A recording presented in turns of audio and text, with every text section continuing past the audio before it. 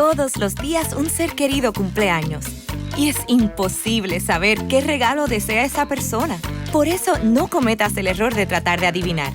Regala lo que todos quieren. Dales la libertad de escoger sus propios regalos con Vanilla Gift Card. Es el regalo perfecto. Ponle el poder en sus manos con Vanilla Gift Card para todos los cumpleaños.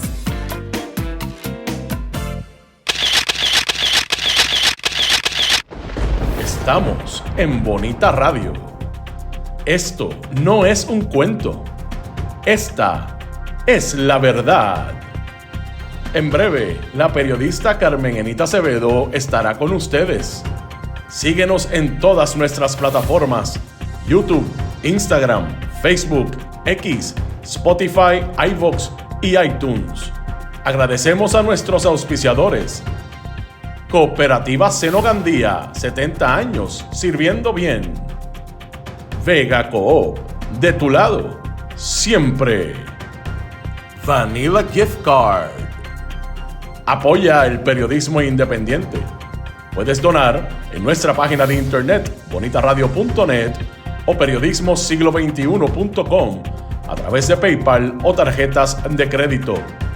También puedes visitar ATH Móvil Negocios y donar a Bonita Radio o a Periodismo 21. Puede enviar un cheque o giro postal a nombre de Periodismo 21, PMB número 284, P.O. Box 194000, San Juan, Puerto Rico 00919-4000. Con ustedes, la periodista Carmen Enita Acevedo, en directo desde el estudio Roberto el Indio Acevedo.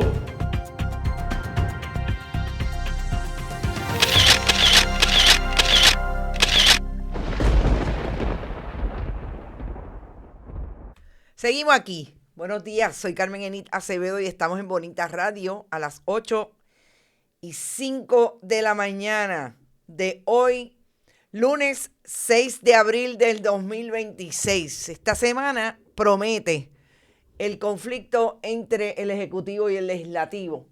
El jueves hay vista de desacato en el caso de la petición de información del presidente del Senado, Tomás Rivera Chats, con relación a los documentos del Departamento de Hacienda del contratista José Sagardía, exsecretario del Departamento de Justicia. Vamos a ver qué pasa en esa vista, vamos a hablar un poco sobre el contexto y sobre todo vamos a hablar de Estados Unidos, lo que ha pasado en estos días en que el presidente Donald Trump decidió sacar al jefe del Estado Mayor, al jefe del Estado Mayor, el que estaba corriendo la guerra contra Irán, contra lo que está pasando en términos de estabilidad en la milicia estadounidense y dónde está el gobierno de Estados Unidos con relación además al presupuesto, que quiere insistir en que el nuevo presupuesto sea nada más y nada menos que un aumento de 1.3 trillones a la milicia versus lo que haría con todos los programas sociales, incluidos los fondos de salud, de vivienda y aquellos que van a paliar la crisis económica de las clases marginadas. Vamos a hablar de Estados Unidos. En Puerto Rico, lo que está pasando que no cuadra con la gasificación, aunque podríamos decir que puede cuadrar dependiendo de cómo se miren las ejecutorias del gobierno de Jennifer González. Primero anuncian que le van a pedir permiso a USACE, al Cuerpo de Ingenieros, para un gasoducto de 4.2 millas hacia Palo Seco, pero ya lo tienen todo cuadrado y USACE ya está haciendo las diversas búsquedas en el mercado de quién podría hacer ese gasoducto. La gasificación con Jennifer González vino en bolines y vamos a hablar sobre eso. Y definitivamente, como último, quiero volver a la historia de aquel narcotraficante que en el 2022 trajéramos la información de lo que estaba cocinándose en Canadá mientras un narcotraficante de ese país huyó a Puerto Rico, estuvo prófugo 10 años en Puerto Rico y cuando lo arrestaron nos dimos cuenta que era un allegado a la fortaleza de Pedro Pierluisi. Y es importante que traigamos el contexto, sobre todo porque las últimas palabras cuando lo sentenciaron el pasado 1 de abril, Conor Dumont, dijo en la corte que en los últimos 10 años, es decir, cuando estuvo en Puerto Rico, había sido allegado a políticos y a líderes comunitarios y que se estaba portando súper bien. No dijo quiénes eran los políticos, pero nosotros desde el 2022 tenemos incluso hasta un video de cuando Vincent O'Connor llegó a la fortaleza ese día de febrero en que tenía un trabajo allí con relación a los panales de abejas que hacía desde una organización sin fines de lucro. Vamos a ustedes, espero que hayan súper descansado. Yo descansé. Vengo, ahora digo yo, en bolines. Tengo mucho trabajo, tenemos muchas investigaciones corriendo y va a ser interesante lo que va a pasar esta semana. También sobre lo que tiene que ver con los asuntos de Politank y que también ustedes saben que fueron los que desataron esa petición de información que está hoy en el tribunal con relación al Departamento de Hacienda. Gracias a los que están, gracias a los que han donado en estos días y gracias si lo pueden hacer hoy a través de este chat. Por ahí lo hizo Meribé Martínez. Gracias, Meribé. Gracias por tu aportación siempre y tu apoyo. Milagro Fontán llegó tempranito. Florence Ramos desde Yauco. Madeline Rivera Ramos, Adalberto Ramos, J. Jiménez, Luz Díaz. Mi amiga Luz Díaz desde Winter Garden está por ahí. Julia Rodríguez, Nelson Guzmán, Gilda Rodríguez, Gabinario. Está Luis Daniel Ortiz, Vivian López Pérez, Nereida Ramos, Heidi Ramírez desde Michigan, Luz Colman desde Nueva York, Marinés, Magali Pastor, Sandra García. Buenos días, amiga Vivian Rivera, Edgar, Víctor Lozano y Grajales desde Bayamón. Merime Martínez, ya lo dije, que anda por ahí apoyándonos siempre. Rita Guzmán, Nilda Cruz. ¿Y cuánta va a ser el pipeline? Vamos a eso ya mismo, porque es interesante la sinopsis que pone el cuerpo de ingenieros sobre quiénes podrían ser, o por lo menos quiénes ellos están buscando para eventualmente erradicar el RFP. Esto es algo bien extraño, pero es interesante. Eneida Soto también está por ahí, Edgar Gómez y Ariel Cartagena. Gracias también a Asriel Rosario, saludos y buenos días. Irving Maldonado y Carmelo, alias Malungo. Miren, yo quiero empezar con el asunto de la milicia estadounidense. Siempre he dicho que en ese país, como está constituida esa democracia y lo que históricamente ha sido la constitución estadounidense desde el punto de vista de su milicia, etcétera, mandan los generales.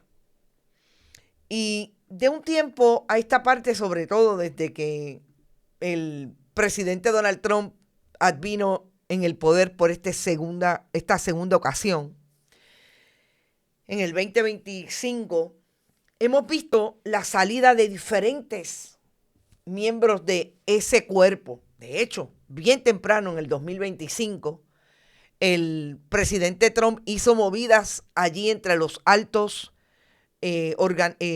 generales de la presidencia, de la milicia, y vimos cómo salió en aquel momento el jefe del Estado Mayor Conjunto. Esta vez, en esta ocasión, se va el jefe del Estado Mayor, el que estaba corriendo la guerra contra Irán. Se fue, igualmente despidió Pete Hegseth, el secretario de guerra, uno de los capellanes que dirigía, otro que dirigía el esfuerzo en la milicia que tiene que ver con el adiestramiento. Y yo, cuando vi la nota, repasé lo último que había dicho Pete Hegseth con relación a la guerra contra Irán. Primero, que utilizaron la Semana Santa para traer él específicamente mensajes de Dios, como si estuviéramos hablando de que en efecto lo que dirige la milicia estadounidense es la religión cristiana en este caso, encomendándose a Dios, literalmente. Despide u obligó, y es un despido, al retiro inmediato al jefe del Estado Mayor, Randy George. Y despidió a otros 2 generales, entre ellos el mayor general, jefe de los capellanes, William Green, y el comandante del Comando de Transformación y Entrenamiento del Ejército, el general David Horn. Cuando usted ve esto en medio de la guerra contra Irán que inició, sabemos, en febrero, Estados Unidos e Israel, hay un contexto particular en esta semana. Y es precisamente que Estados Unidos ha tenido bajas de por lo menos 2 helicópteros Tomahawk, un avión caza, otro avión F-15, todas producciones bélicas de esa infraestructura y parafernalia de alta tecnología, que en efecto, aparentemente, 2 pilotos, solamente hay uno desaparecido, se cree que fue capturado por el ejército de Irán, y los otros 2 fueron rescatados por la propia milicia estadounidense. Y ese contexto yo creo que da no solamente una línea bastante clara de lo que pretende el protagonista del entretenimiento, porque eso fue lo que fue Pete Hegseth antes de ser secretario de guerra. De qué manera se construye en este momento y se dirige la milicia de ese país, que incluso el que fue por lo menos 11 veces combatiente de Estados Unidos en esa área del mundo, entre Siria y otros países, Joe Kent, que dirigió la oficina o el Centro de Contraterrorismo de Estados Unidos, donde se supone que estaba la información que justificaba la intervención militar de Estados Unidos en Irán con Israel. Y Joe Kent ha dicho y ha seguido manteniendo su ritmo de participar en entrevistas con periodistas, que no es cierto que había una amenaza. Ese es el contexto de todo lo que está ocurriendo en Estados Unidos y que ocurrió en los últimos días de la Semana Mayor. Pero cuando vemos eso, también vemos que el presidente de Estados Unidos trae todo cimentado en lo mismo. ¿Cuál es su política pública? Que la vimos en letra, la vimos en diferentes imágenes, en las manifestaciones y en las decisiones que ha tomado Donald Trump desde que llegó a la Casa Blanca, en el famoso Proyecto 2025. Lo que vino a privilegiar Donald Trump versus lo que esa nación en crisis esperaba que se hiciera por las propias palabras de Donald Trump, que establecía que iba a mejorar la economía porque él llegaba y que Estados Unidos iba a volver a tener balance económico para las clases menos privilegiadas. Y ese Proyecto 2025 está nuevamente en este presupuesto traído por Donald Trump, cuando dice que por lo menos, y este es el presupuesto que ya está radicado, gente, va a eliminar $5,000 millones al Instituto Nacional de Salud. Eso destruye los proyectos de investigación. $10.7 mil millones en el área del Departamento de la Vivienda. 8.5 mil millones para los programas de el proyecto educativo hasta el grado 12. 15 mil millones de recortes en el caso de la energía limpia. 2.5 billones agua potable. 1.6 mil millones para la formación laboral de jóvenes. Elimina totalmente el programa de Job Corps. Le reduce a la mitad el presupuesto a la EPA. Y se eliminan 3.5 mil millones de dólares en el área del Departamento del Trabajo Federal. Esos recortes versus 1.3 trillones de dólares a la milicia. Así es que lo que nosotros estamos viendo de cambio de mando es porque esos generales definitivamente no responden a lo que Donald Trump y Pete Hegseth como secretario de guerra le están exigiendo a esa milicia, y que cada vez más, mínimamente, y yo cito a Joe Kent porque me parece que de todos los que están hablando, y hay muchos analistas hablando en Estados Unidos de lo que está pasando con el nivel de seguridad, es la persona que más información ha tenido de primera mano por dirigir el esfuerzo de donde se supone saldría la información de inteligencia para que Estados Unidos tomara la decisión, o su presidente, que no la tomó el Congreso, de tener no solamente una intervención militar con Israel en Irán, sino antes lo que ocurrió en Venezuela. Así que, gente, todo esto para decir que en efecto se cierne una inseguridad que obviamente los estadounidenses están sintiendo. Yo creo que a nivel mundial se está sintiendo.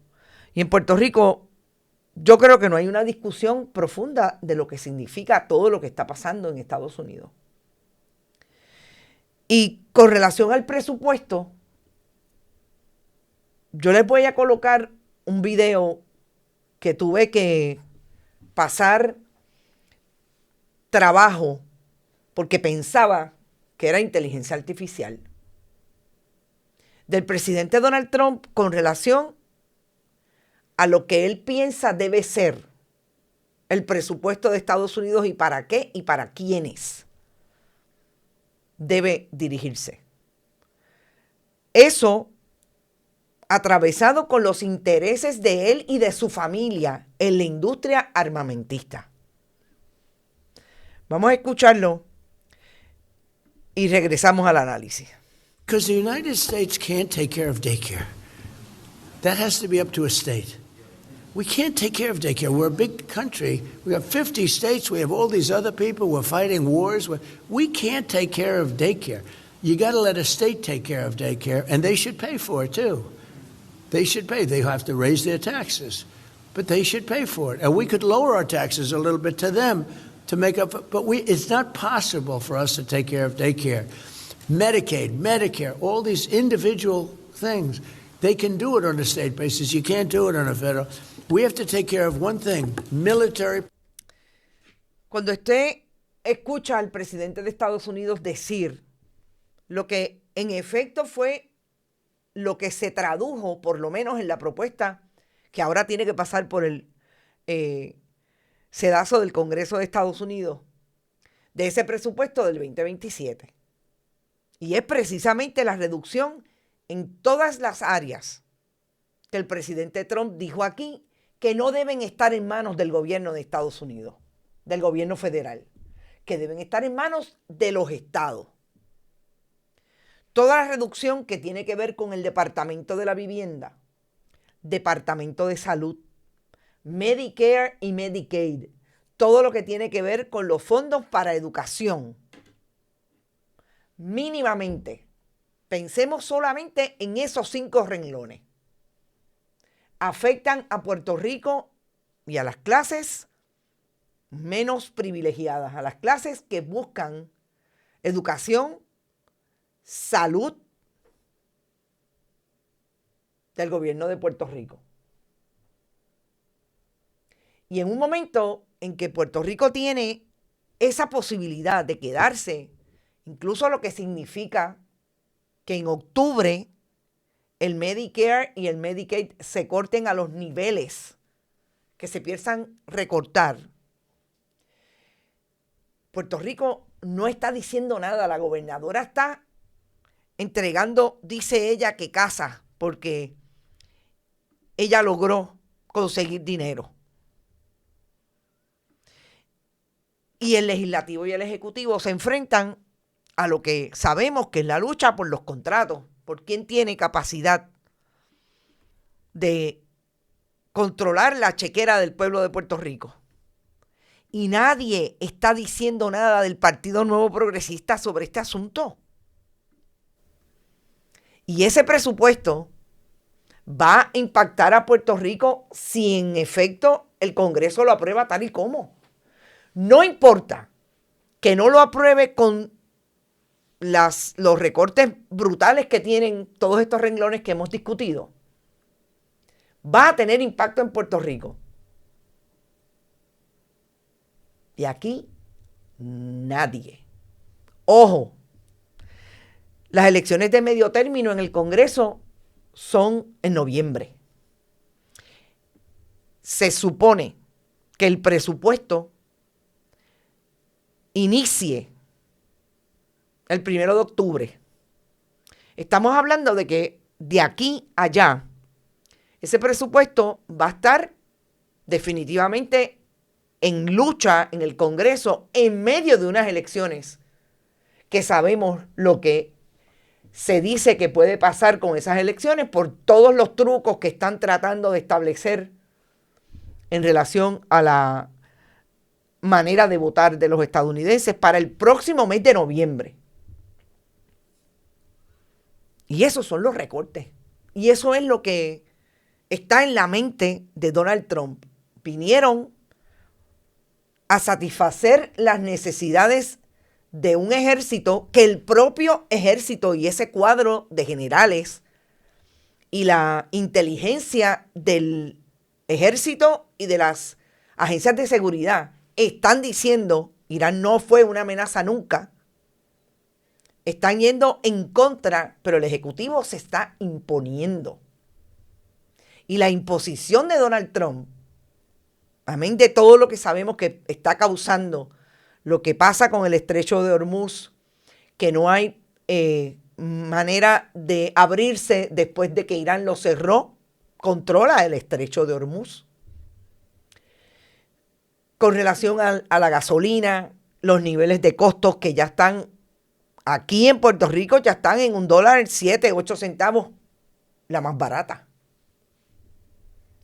Y que yo sepa, Jennifer González no trajo la tecnología de los automóviles híbridos y los puso a disposición de los puertorriqueños porque no hay tantos vehículos como que se libren de comprar la gasolina a ese precio.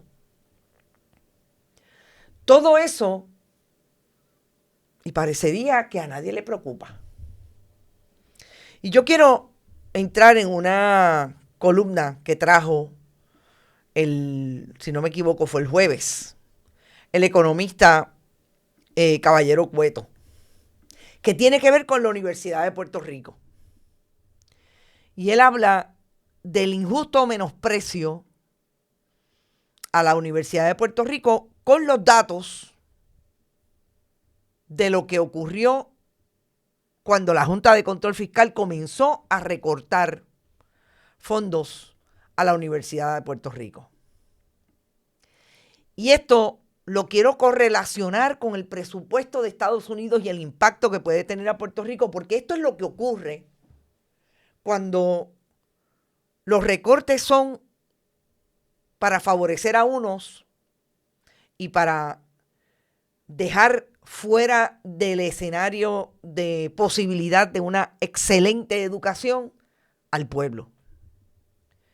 ¿Qué es lo que haría un presupuesto recortado de esa manera draconiana como lo quiere hacer el presidente Trump para privilegiar la lucha armamentista? Y no lo traje, y lo debo decir porque lo dije que había una línea relacionada con cómo Donald Trump está dirigiendo ese país, favoreciendo el asunto de las guerras y la economía de la guerra. Y hay un componente importante que siempre debemos tenerlo en cuenta. Y es dónde está el yerno y los hijos de Donald Trump en ese conglomerado de la economía armamentista. y en efecto participan de ella. De hecho, cuando Donald Trump no había todavía anunciado que Estados Unidos participaría con Israel interviniendo contra Irán, ya su yerno y su hijo menor, estaban haciendo inversiones en compañías armamentistas por las cuales el hijo de Melania Trump tuvo una ganancia de $50 millones. Y eso no es casualidad. Me parece que es importante. Yendo específicamente a esta columna de Caballero Cueto. Nosotros hemos discutido antes cómo la Junta de Control Fiscal inició recortes desde que se activó en el 2017. Y hoy vemos a un gobierno de Jennifer González que lo que quiere establecer es que la universidad no tiene matrícula, que la universidad tiene problemas en los recintos de esa matrícula y por eso hay que eliminarlos. Y aquí Caballero Cueto hace definitivamente lo que me parece es la radiografía más clara y precisa de que todo eso es falso para justificar que la universidad hay que reducirla. La Junta triplificó el costo del crédito en un periodo marcado por los desastres post-María y post-terremotos. Además, después de la pandemia. No presentó estudio alguno que justifique el recorte a estas remesas ni el aumento al costo del crédito. Nosotros tuvimos que enviarle el estudio a los consultores de la Junta para que evaluaran el impacto de sus decisiones. La Junta solo comenta que en Estados Unidos las universidades públicas reciben más dinero de sus estudiantes como si no supiesen que el ingreso por hogar en Puerto Rico es una fracción del de Estados Unidos. Cuando usted ve este análisis de la persona que está haciendo el análisis económico con los datos que la Junta nunca tuvo ante sí y que él se los tuvo que enviar, usted se da cuenta de lo que trata cuando hacen un presupuesto, no porque hay exceso de personal, no porque hay falta de matrícula, es porque hay falta de voluntad y de visión porque no les interesa mantener la universidad pública. Es lo más sencillo que usted puede dirimir en una columna que no tiene 20 párrafos. Y lo dice parte por parte. La voy a publicar tan pronto termine el programa. Pero esto es importante precisamente para contextualizar lo que estamos contextualizando. No es que haya una necesidad de invadir a Irán. No había ninguna evidencia de inteligencia que así lo estableciera. No es que hay que destruir la universidad y hay que cerrarla porque no hay estudiantes. No. Es que sencillamente quieren destruir la universidad a saber cuál es el proyecto que quieren traer. Tenemos una idea con Sayira Jordán Conde. Traer a los estuve de la vida para que en la universidad se desarrolle un colegio técnico para los empleados que va a recibir y que va a obtener las empresas de Federico Estuve. No lo digo yo, lo dijo él en una entrevista con ella por 29 minutos. Esa es la evidencia. Y aquí está el contexto súper claro. Así se desarrollan los presupuestos en Puerto Rico. Y como dije, tenemos a una Jennifer González y a un Tomás Rivera Chats discutiendo por cuál de los dos va a tener la capacidad de controlar los contratos y la chequera del pueblo de Puerto Rico para, junto con la reforma electoral, tratar de ganar las elecciones o ganar las elecciones como ellos las saben ganar en el 2028. Y de ahí vámonos al tema de la energía. La semana pasada, que como ustedes saben nos fuimos martes tuvimos acceso a un documento del Cuerpo de Ingenieros que establecía el nombre que supuestamente va a tener el proyecto que la semana pasada, precisamente, temprano la semana pasada, el gobierno de Puerto Rico anunciaba como que próximamente le iban a radicar un permiso al Cuerpo de Ingenieros para traer la gasificación de Palo Seco y de otra de las centrales, la central de San Juan. Que es una recomendación que incluso un exdirector ejecutivo de la Autoridad de Energía Eléctrica dijo que no era eficiente y que no iba a ser costo efectiva. Pero el gobierno de Jennifer González ha empujado la gasificación desde el día 1. Y más que desde el día 1. Realmente ha empujado la gasificación desde que fue candidata, a pesar de que dijo antes del 2024, cuando era comisionada residente, que su propuesta era utilizar energía de diversas fuentes, incluso la energía renovable. Pero una vez llegó al poder, abrazó la gasificación, es lo que abraza el gobierno de Donald Trump. Y ahí están todas las relaciones que ha tenido y los para atrás y para adelante que ha dado con relación a Genera y a New Fortress. New Fortress, matriz de Genera la pieza en Puerto Rico de New Fortress, que sabemos que es una empresa que está en bancarrota y que ha venido recibiendo lo que yo llamo los subsidios de la chequera del pueblo de Puerto Rico para mantener a flote esa corporación. Así es que Jennifer González abrazó desde el día 1 esa gasificación. Tan es así que en el 2024, en medio de la campaña electoral, en octubre, 2 semanas antes, ya establecía que favorecía el gas natural sobre todas las otras fuentes de energía. Pero a mí me llamó la atención de este documento del Cuerpo de Ingenieros, que está, por un lado, en uno de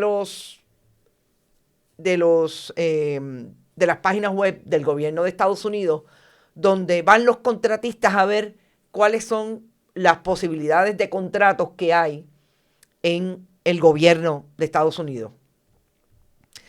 Y esta sinopsis del proyecto está radicada en SAMSGOV con el nombre de Freedom Line, Natural Gas Pipeline. Así es que el gobierno de Estados Unidos, a través del Cuerpo de Ingenieros, ya le tiene un nombre a ese proyecto, y es el proyecto Libertad, la línea Libertad. Esta notificación busca, según esta sinopsis, hacer un análisis de mercado de lo que está ocurriendo en ese proyecto, y ahí resumen los intereses, las capacidades y las cualificaciones de diversos miembros de la comunidad de servicios de construcción, incluyendo a las pequeñas empresas desfavorecidas, tales como las empresas que participan en programas de pequeñas empresas, propiedad de veteranos, etcétera, etcétera. Es decir, que lo que está buscando el gobierno de Estados Unidos, como dice claramente esta sinopsis, no es una solicitud de propuesta, un RFP, como lo llaman en inglés, sino ver y hacer un análisis de mercado cuando usted somete la información de su empresa voluntariamente. Pero yo quiero que sepan que aquí no solamente hay una sinopsis de lo que va a ser el proyecto. Es que aquí hay información precisa de qué es lo que debe radicar.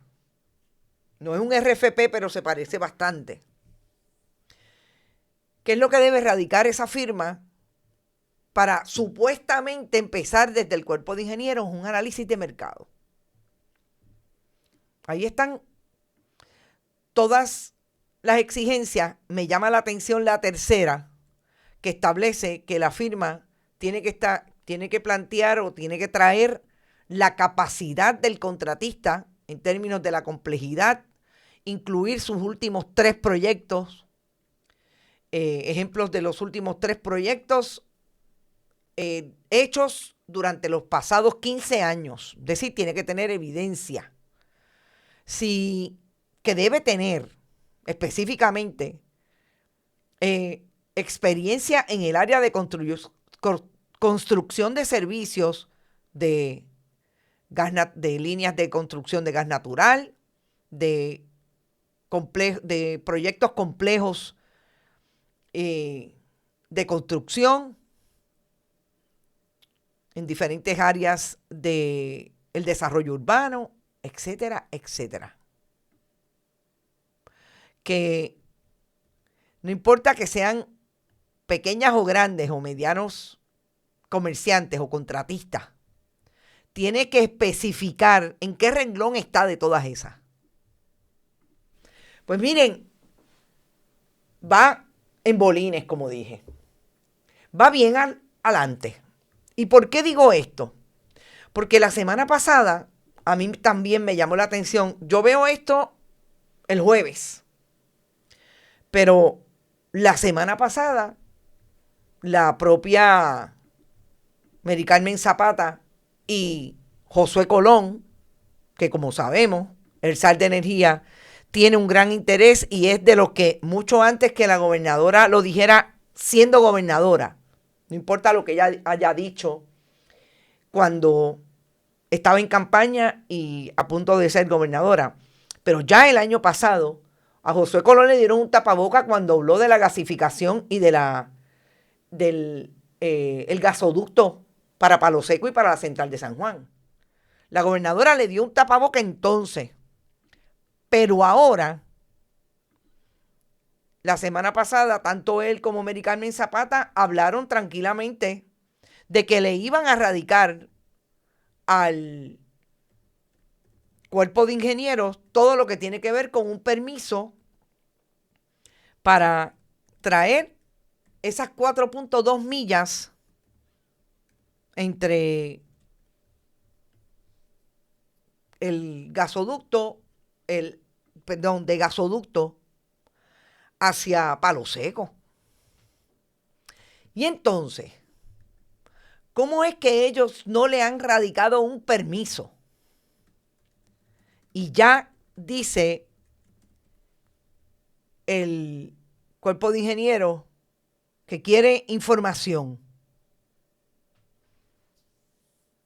¿Cómo es que no hay nada hecho todavía? No hay un permiso radicado. Y ya lo está trayendo así la Autoridad de Energía Eléctrica, Mary Carmen Zapata y José Colón. El pasado 1 de abril lo dijeron con todas las letras. Las etapas de ingeniería y de adquisición de equipo conllevan un costo cercano a los 21 millones, mientras la construcción asciende a 26. Los fondos provendrían de la asignación del Departamento de Energía Federal, de los fondos que el departamento destinó a los proyectos de energía en Puerto Rico. Solicitamos a la Junta, dice Edwin González Montalvo, de la Junta de Gobierno de la Autoridad, la aprobación de la orden de trabajo para poder asignar esas tareas a USACE, al cuerpo de ingenieros, y que el cuerpo pueda comenzar los trabajos a la brevedad posible. Entonces, ustedes me dicen que ellos no han radicado el permiso, pero ya USACE está haciendo un análisis de mercado para atraer, pero todavía el permiso no está radicado. Y precisamente esa es una de las preocupaciones que trae hoy en una historia del compañero Manuel Guillama, el economista Sergio Marswatch, director de política pública de el Centro para la Nueva Economía. Aquí hay unos requisitos de notificación y lo que me preocupa es que no he visto en ninguno de los casos nada del gobierno de Puerto Rico. Notificación, las partes, ya los grupos ambientalistas dijeron que se oponían y tienen unas preocupaciones. Organizaciones como Cambio ha dicho cuáles son esas preocupaciones. Pero todo está adelante y los permisos van atrás. Esto se me parece a todo lo que ocurre cuando los donantes del gobierno de Puerto Rico, de los partidos políticos, perdón, llegan primero y los permisos llegan después. Josué Colón y Mary Carmen Zapata, ¿qué tendrán que decir a esto? El cuerpo de ingenieros, porque para verano un tango 3. Y aquí está la Autoridad de Energía Eléctrica, el SAR y el cuerpo de ingenieros. Cuando yo les dije que hay evidencia documental de ese pedido de información, como les dije, en SunGulf, Freedom Line Natural Gas Pipeline. Aquí está. Quiero que sepan que esto tienen que erradicarlo en o antes del 6 de abril, es decir, hoy. Hoy, ¿ustedes saben cuándo lo publicaron? El 30 de marzo. Y hoy a las 12 de la noche, todo el que quiera, y obviamente habrá mucha gente, hay que ver, como dice Rita, yo no sé si es cuánta. Yo no sé si es una filial de New Fortress, otra. No sé, no sabemos todavía. Pero todo pinta. Si madura como pinta, estaremos viendo, porque cuando busquemos la información, la encontraremos. Pero, como digo, importante. Aquí, una de las personas que ha hablado de gasificación con todo el interés del mundo ha sido Josué Colón. Mary Carmen Zapata obviamente está montada en ese mismo discurso, independientemente de lo que han dicho estudios de sus propios colegas ingenieros que estuvieron de directores ejecutivos, no con el Partido Popular, no con el PNP, que han dicho y le han dicho al negociador de energía que no es recomendable. Pero la gasificación vino con la gobernadora Jennifer González Colón. Sabemos que por ahí hay un proyecto de una próxima planta que sabemos lo que significa, una planta que está gestionada por la administración de Pedro Pierluisi, dejó el contrato firmado con inversionistas que nunca me han podido desmentir, donde está el cuñado del gobernador, Andrés Guillemard Noble y Federico Estuve. Y el dueño de Tropigas, obviamente, que es uno de los que dio cara. Pero por ahí está. Veremos. Vamos a la historia del narcotraficante Vincent Connor Dumont. Esta historia es una historia que nosotros hicimos en el 2022, cuando se empezó a mover la información, y la hicieron otros medios igualmente, de que este hombre que había sido detenido en Puerto Rico en febrero 25, el 25 de febrero del 2022, es un prófugo de Canadá que estaba en Puerto Rico como un inversionista de una organización sin fines de lucro que se conoció como Karma Honey Project. Y en aquel momento, la información que nosotros teníamos y que tenemos hoy, seguimos teniendo hoy, es que, en efecto, Karma Honey Project, que se ubicó en el área de Canóvanas, era una organización que incorporó una mujer, una estadounidense, que en aquel momento se fue en brote porque cuando lo arrestaron, ella decía que nunca supo que él tenía ese perfil, ni conocía sus antecedentes penales. Era prófugo en Puerto Rico, aparentemente desde el 2016, era el 2022. Y en el 2022, cuando fue detenido, había llegado a la Fortaleza. Pues Vincent Connor Dumont fue sentenciado el pasado 1 de abril a 15 años de cárcel cuando hizo alegación de culpa por una conspiración en medio de una organización de narcotraficantes para dar información que condujo al asesinato de 3 hermanos. Y este hombre llegó a estar en la fortaleza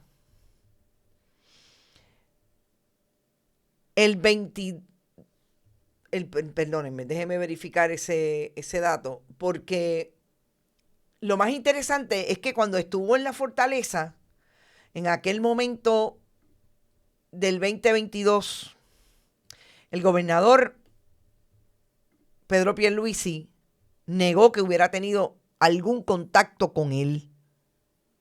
Él fue arrestado el 25 de febrero en Puerto Rico. El 17 de febrero del 2022 estuvo en la fortaleza con un apicultor posando como Jonathan Williams, un apicultor que también trabajaba o hacía proyectos para Karma Honey Project. Y fueron allí a trabajar un panal de abejas que había en la fortaleza. Cuando lo arrestaron 7 días más tarde, yo recuerdo que lo arrestaron en Isla Verde, yo recuerdo que Pedro Pierluisi dijo que él no conocía a ese narcotraficante. Yo quiero que ustedes sepan que esta persona peleó su extradición a Canadá, que inmediatamente que fue arrestado en Puerto Rico, por una ley de tránsito. Nunca, a mí, por lo menos a mí, me quedó claro si esta persona fue arrestado por alguna información, nunca quedó claro. Supuestamente por una ley de tránsito, y finalmente, cuando fue detenido, salió toda la información de que era una persona requerida en el Distrito de Columbia, en British District Columbia en Canadá, porque era parte de una ganga y se había fugado y había huido de Canadá, de las autoridades, en medio de una investigación que lo colocaba como quien había conspirado, dándole información a otra ganga de narcotraficantes para eliminar estas 3 personas.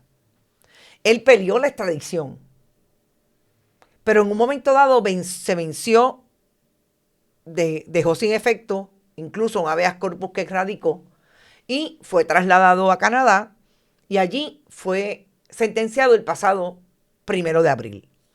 Lo más importante para mí de esta detención es que hay unas declaraciones que él hace. De hecho, él se dirigió a la corte cuando fue sentenciado, que dice que en los pasados 10 años él estuvo colaborando con políticos y con líderes comunitarios para,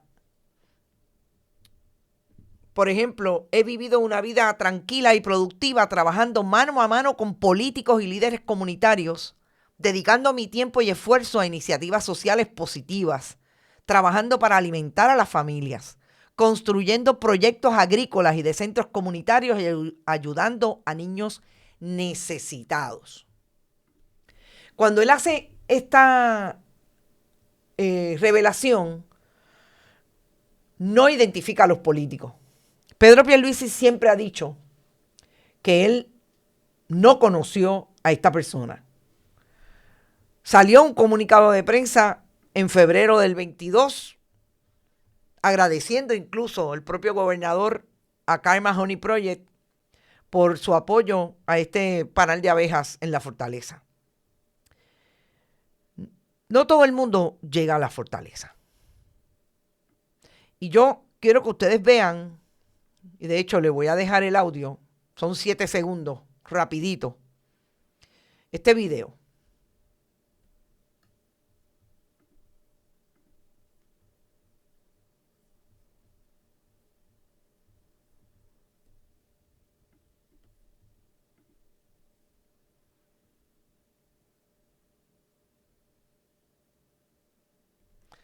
Fíjense como el estadounidense que está hablando aquí, que es el que entra a la fortaleza ese 17 de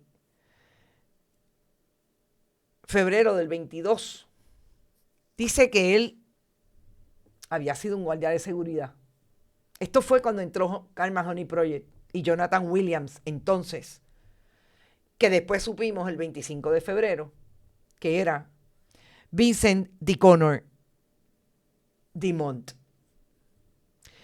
Cuando una ley ahora a este prófugo, fue prófugo en Puerto Rico, ya convicto en Canadá, que de hecho cumplirá 8 años de cárcel porque le van a 8 o 9 años de cárcel porque le van a acreditar lo que ha estado desde el 2022 detenido con relación a su caso. Uno recuerda siempre cómo los gobiernos del Partido Nuevo Progresista, en este caso cuando era gobernador Pedro Pierluisi, pero antes cuando era presidente del Senado Tomás Rivera Chats y era gobernador Luis Fortuño, entraron a la fortaleza, aquí, a las cárceles de Puerto Rico porque entraban a las oficinas de los legisladores del Partido Nuevo Progresista en la legislatura, los narcotraficantes, en este caso de Carolina, José Coquito López.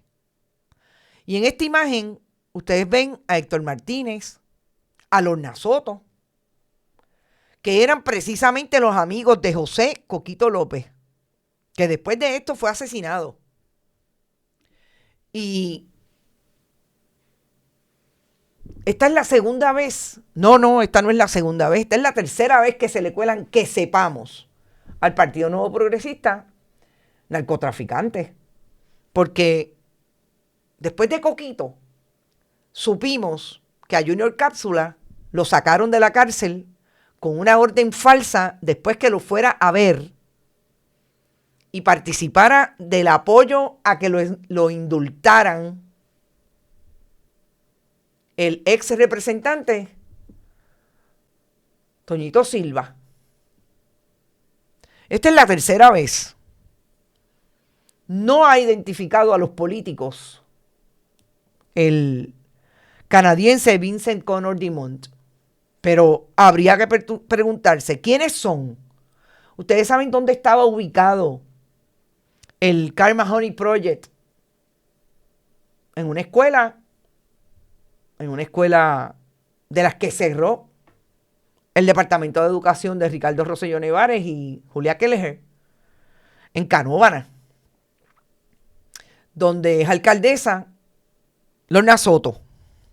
Lorna Soto, recuerdo que en aquel momento, en el 2022, dijo que Carl Mahoney Project nunca tuvo un contrato con el gobierno municipal de Canóvana. Pero lo que sí tuvo fue un acuerdo y ocupó una escuela pública. Así que hay que ver mediante qué se llegó a esa escuela pública, porque hay incluso imágenes de los proyectos que tenía Carl Mahoney Project allí. Y Jonathan Williams, mejor conocido entonces, pero hoy sabemos que es Vincent Connor Dumont, era la persona que participaba en ese proyecto y que ponía el dinero. Y ahora él dice, obviamente, que él tuvo una vida sana, aun cuando fue arrestado, le encontraron un arma de fuego para el que no tenía licencia. ¿Cómo llegó Vincent Connor Dumont a Puerto Rico? No lo sabemos. Pero llegó con una identidad falsa.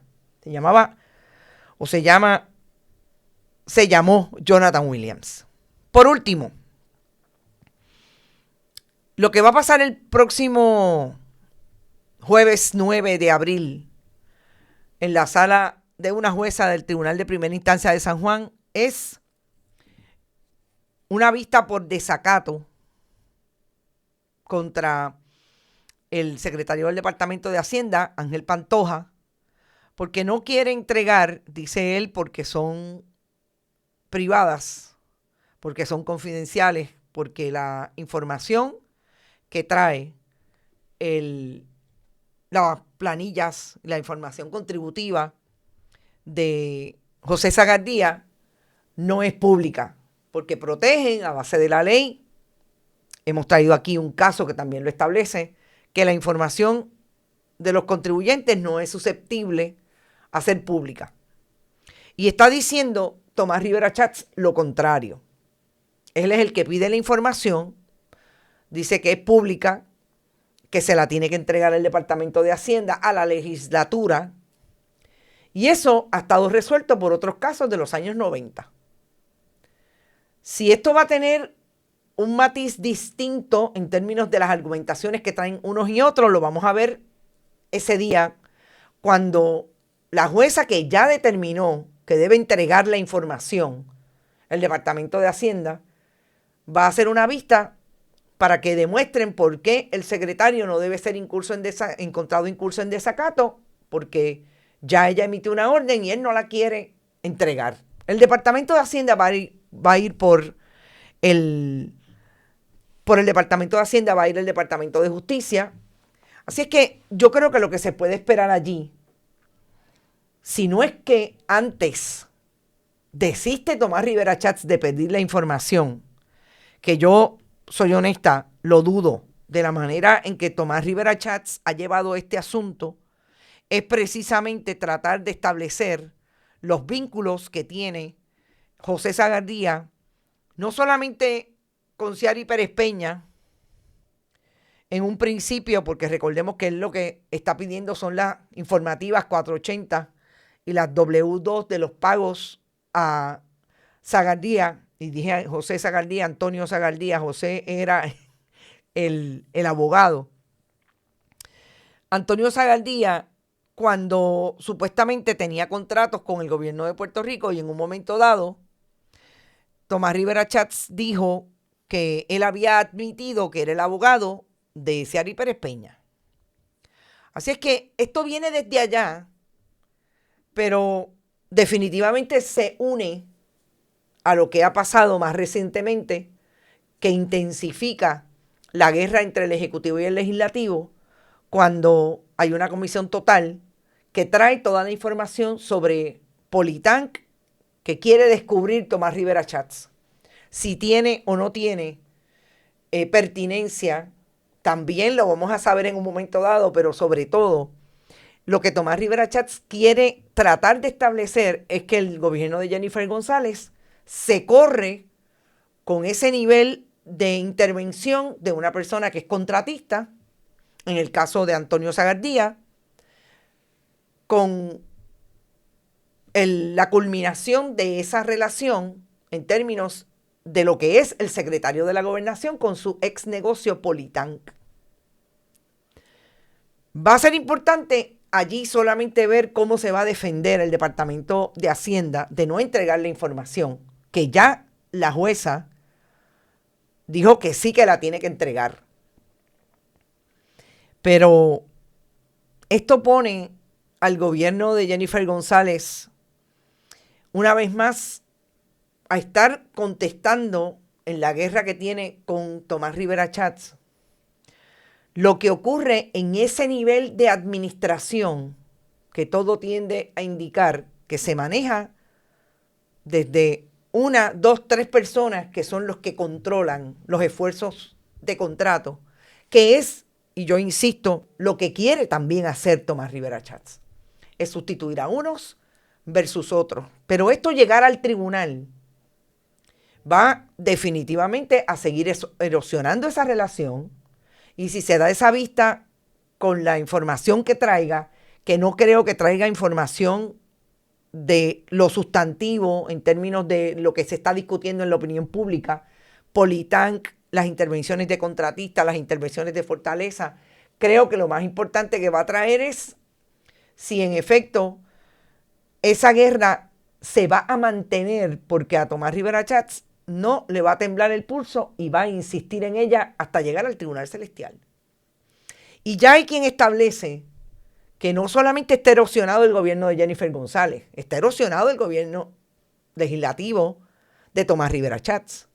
Y que ya hay una gente en el Partido Nuevo Progresista que se está quejando de que esto los va a llevar a todos a perder.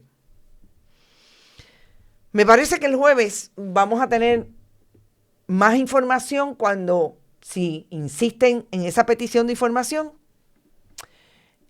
van al tribunal y quién dice qué.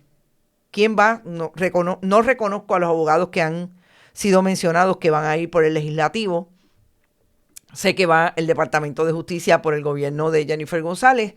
Así es que lo tendremos, estaremos pendientes. Ahora, ustedes están comentando el asunto de la intervención que tuvo en un momento dado el gobierno de Tomás Rivera Chats, aunque era minoría. Bueno, era mayoría cuando obviamente la acusaron a Mariana Nogales Molinelli. Yo creo que si algo va a ser importante para el contexto, la discusión pública de este asunto de las planillas de Antonio Sagardía va a ser precisamente el caso de Mariana Nogales. Porque desde el día 1 nosotros vimos cómo Tomás Rivera Chats sacó información del Departamento de Justicia, de Hacienda, que en aquel momento dirigía Francisco Pareja Licea, para traerlo a la palestra con relación a Mariana Nogales. Sí, en efecto, era minoría. Él lo que quería era sacarla del medio. Y vimos como el gobierno de Pedro Pierluisi y el FEI fueron hasta las últimas consecuencias y perdieron todo contra Mariana Nogales. Así que hay que ver. Y yo soy de las que creo que Tomás Rivera Chats está pidiendo, pero él tiene la información. Él tiene las 480. Él sabe lo que dice. No por eso salió al otro día de pedir la información diciendo que ya Antonio Sagardía estaba enmendando las planillas. Pónganlo en la nevera. Nos fuimos, gente. Gracias por estar, gracias por regresar descansados, más o menos. Yo hago lo propio. Esta semana es semana de investigación igualmente. Estaremos pendientes a esos asuntos que queremos ver y en vistas públicas, porque esa vista yo estoy segura que la van a transmitir. Así es que no se olviden, pueden donar siempre a nuestro proyecto a través de este chat, siempre que estemos en vivo. También lo pueden hacer a través de bonitasradio.net y fundacionperiodismo21.com. Siempre en ATH Móvil, Periodismo 21 y Bonitas Radio. Y también enviar cheques o giros postales a nombre de Onda Virtual o de Periodismo 21 a PMB 284, PO Box 194000, San Juan, Puerto Rico, 00919-4000. Saben que siempre estamos aquí pendientes a nuestros contenidos y nos vemos mañana. Si hay algo importante, salimos en breve. Gracias, que la pasen muy bien. Buen inicio de semana. Este programa fue traído a ustedes por Cooperativa Seno Gandía, 70 años sirviendo bien. Vega Coop, de tu lado, siempre. Vanilla Gift Card. Y no olvide apoyar el periodismo independiente. Visite nuestras páginas bonitasradio.net o periodismosiglo21.com y donar a través de PayPal o tarjetas de crédito. También puede visitar ATH Móvil Negocios y donar a Bonita Radio o a Periodismo 21. Puede enviar un cheque o giro postal a nombre de Periodismo 21, PMB número 284, PO Box 194000, San Juan, Puerto Rico, 00919-4000. Bonita Radio. Esto no es un cuento. Esta es la verdad.